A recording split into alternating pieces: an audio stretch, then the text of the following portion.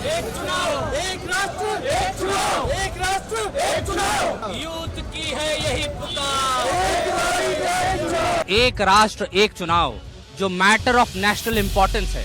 हम सरकार से, विपक्ष से आग्रह कर रहे हैं कि वो एक कॉन्सेंसस बनाएं और जल्दी से जल्दी इस बिल को सदन से पारित कराया जाए। जो हमारे इतने रिसोर्सेज को वेस्ट करा जा रहा है हर महीने, अब सरकार है 5 साल के दौर में वो तो रैलियां ही करती रह जाती है, तो हमारी समस्याएं कब सुनी जाएगी। वन नेशन वन इलेक्शन को लेकर संविधान सपोर्ट ग्रुप इस समय अम्बेडकर सेंटर पे इकट्ठा हुआ है। 100 से ज्यादा संख्या में छात्र यहाँ इकट्ठा हुए हैं और लगातार वो अपनी मांग रख रहे हैं। हमारे साथ उसके कन्वीनर हैं। क्या डिमांड है, क्या बातचीत है और क्या मांग है? आज दिल्ली के कोने कोने से JNU, DU, Jamia, IIT Delhi के छात्र यहाँ पर मौजूद हैं और एक राष्ट्र एक चुनाव जो मैटर ऑफ नेशनल इम्पोर्टेंस है, हम सरकार से, विपक्ष से आग्रह कर रहे हैं कि वो एक कॉन्सेंसस बनाएं और जल्दी से जल्दी इस बिल को सदन से पारित कराया जाए, ताकि जो रिसोर्सेस की लूट है 50 सालों से, जिस तरीके से इस देश को ये नेता लूट रहे हैं अपनी इस भ्रष्ट व्यवस्था से, उसको समाप्त किया जाए।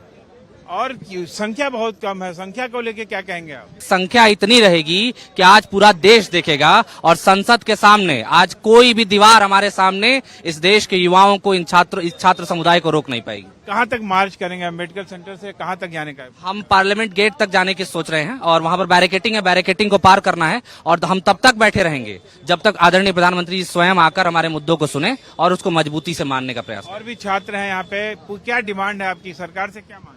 हमारी सरकार से एक ही मांग है, वन नेशन वन इलेक्शन की। क्या फायदा उससे होने वाला है? ये बताएं। जो हमारे इतने रिसोर्सेज को वेस्ट करा जा रहा है हर महीने, अब सरकार है 5 साल के दौर में वो तो रैलियां ही करती रह जाती है, तो हमारी समस्याएं कब सुनी जाएगी। तो वो तो एक ऐसा होना कि 5 साल में एक बार चुनाव हो, 5 साल सरकार का काम होता है, हमारा काम करना। वो तो रैलियों में, आज हरियाणा में चुनाव है, कल बंगाल में चुनाव है, कभी असम में चुनाव हो जाएगा, फिर उत्तराखंड में तो रैली करते रह जाएंगे। हमारा काम कब होगा? काली पट्टी भी बांधा है लोगों ने, क्या कहेंगे आप? ये एक सिंबलाइजेशन है हमारे विरोध प्रदर्शन का, क्योंकि आप देखिए हर दूसरे या तीसरे महीने किसी न किसी देश के किसी न किसी क्षेत्र में कोई ना कोई चुनावी प्रक्रिया चलती ही रहती है और चुनाव होने का मतलब है मॉडल कोड ऑफ कंडक्ट लागू होना। मॉडल कोड ऑफ कंडक्ट कुछ नहीं, बस विकास में एक अवरोध पैदा करने का तरीका है।